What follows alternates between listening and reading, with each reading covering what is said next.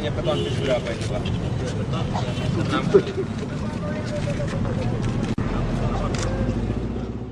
Bayangkan Anda sedang menonton sebuah pertunjukan sulap. Di tangan kanan, sang pesulap memegang merpati yang cantik. Itu adalah citra pemimpin merakyat, belusukan, dan kaos yang dilempar dari mobil. Namun di tangan kiri yang tersembunyi di balik punggung, sang pesulap sedang menukar kartu-kartu kebijakan yang mengubah nasib jutaan orang.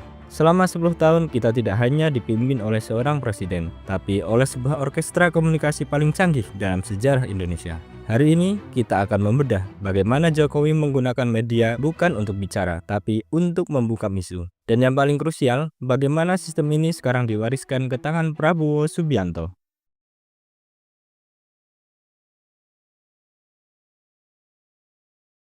Di tunnel atau nanti yang terowongan MRT itu bisa dipakai untuk yang lain selain untuk. Pada awal kemunculannya, pakar politik Markus Michener dalam jurnalnya Reinventing Asian Populism menyebut Jokowi adalah anomali. Ia memutus perantara media arus utama dan gaya komunikasi langsung. Namun seiring berjalannya kekuasaan, gaya ini berevolusi menjadi sistem yang sangat mekanis. Di sini kita mengenal peran BPMI, Biro Pers, Media, dan Informasi. Mereka bukan sekedar tukang foto, mereka adalah kurator realitas. Setiap sudut pengambilan gambar Jokowi yang sedang sendirian di tengah sawah atau duduk di pinggir jalan dirancang untuk menciptakan kesan presiden yang sedang kesepian dalam bekerja.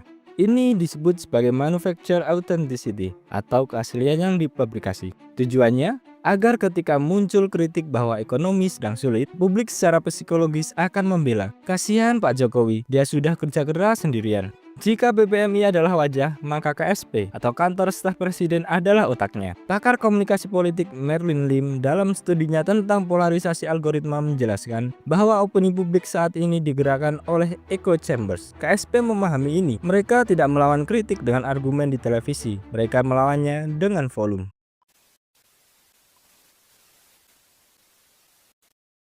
Bagaimana sebenarnya KSP memadamkan api sebelum menjadi kebakaran besar?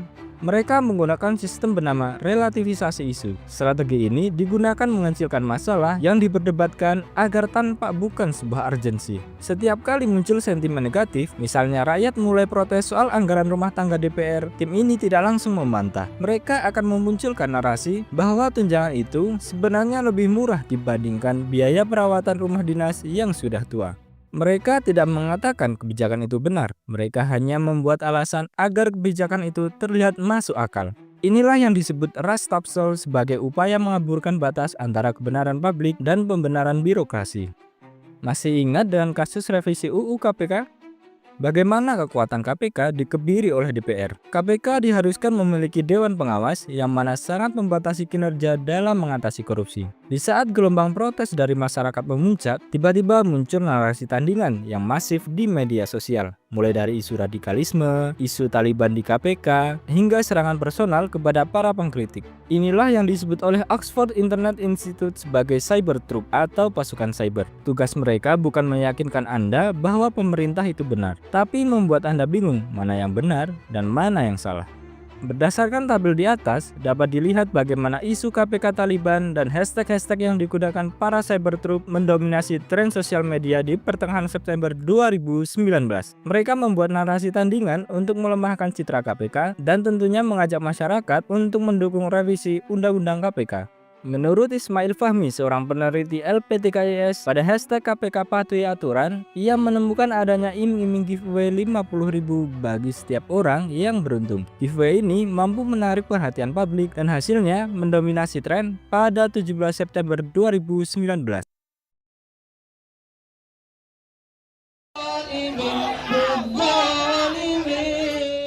Pernah dengar istilah dead cat strategi dari konsultan politik Winston Crosby?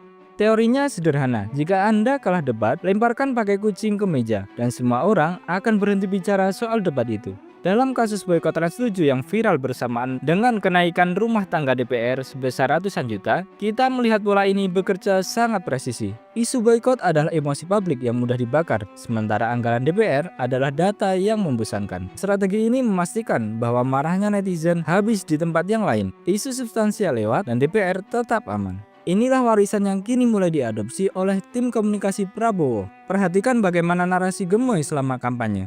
Mereka berhasil menenggelamkan rekam jejak masa lalu Prabowo sebagai salah satu dalam penculikan aktivis 98. Itu adalah puncak dari ilmu komunikasi yang dibangun selama era Jokowi.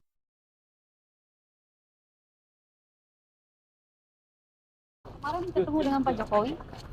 Lebaran Tapi kok pas Masa lagi panjang, masa Pak Prabowo pergi gitu. ya kan pergi adanya hari itu. Jokowi telah turun panggung, tapi mesinnya tetap ada. KSP, BBMI, dan jaringan influencer yang telah dibangun selama 1 dekade tidak akan dibubarkan. Mereka hanya akan berganti tuan. Jika Jokowi menggunakan narasi pembangunan dan ekonomi rakyat, Prabowo mulai menggeser kemudi media ke arah ketahanan nasional dan makan siang gratis. Mengapa ini cerdik? Karena isu makan siang gratis adalah perisai isu yang sangat krusial. Setiap kali pemerintah dikritik soal anggaran perumahan DPR atau isu hak asasi manusia, tim komunikasi bisa langsung melemparkan narasi tentang kesejahteraan anak bangsa. Ini adalah pengalihan isu yang berbasis harapan, bukan lagi sekedar ketakutan.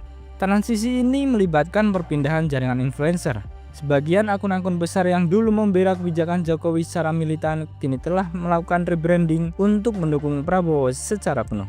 Data dari Oxford Internet Institute dalam laporannya Industrialist Disinformation menunjukkan bahwa di Indonesia, Cybertruck memiliki struktur yang sangat rapi. Ada pembuat konten, ada penyebar, kemudian ada sebagai penyerang. Inilah yang menjelaskan mengapa isu boikot Trans 7 bisa meledak dalam hitungan jam, dan inilah hasil sebuah orkestrasi, bukan hanya sekedar kemarahan organik dari netizen.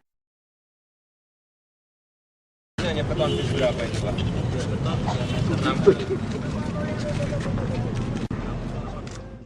Kita telah menelusuri bagaimana mesin komunikasi kekuasaan bekerja. Kita sudah melihat bagaimana KSP dan BPMI hingga para pasukan cyber di balik layar bahu-membahu merajut narasi agar tetap merasa Indonesia baik-baik saja. Masalahnya bukan pada medianya, tapi pada perhatian kita. Setiap kali Anda merasa dipaksa untuk marah pada sebuah isu yang viral secara tiba-tiba, ingat, berhentilah sejenak. Tanyakan pada diri Anda, apa yang sedang mereka sembunyikan di balik bisingan ini? Karena faktanya, selisih 2 hari setelah Anda sibuk mengetik tagar boikot, anggaran rumah dinas ratusan juta itu tetap cair. Selisih seminggu kita sibuk berdebat soal gemoy atau merakyat, kebijakan pajak dan harga pangan tetap merangkak naik tanpa kita sadari. Jokowi adalah maestro dalam seni ini. Prabowo adalah pewaris yang telah belajar dengan sangat baik. Mereka tahu bahwa di era digital, cara terbaik untuk membungkam rakyat bukan dengan sensor, tapi dengan distraksi.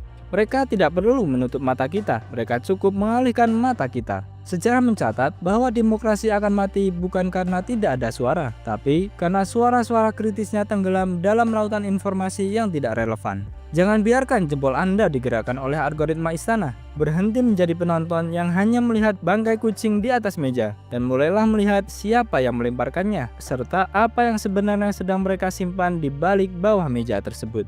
Karena pada akhirnya, rakyat yang sadar secara informasi adalah mimpi buruk terbesar bagi setiap penguasa yang ingin bekerja dalam kegelapan. Sekian dari kami. Apabila ada koreksi atau pendapat, teman-teman bisa tulis di kolom komentar. Terima kasih.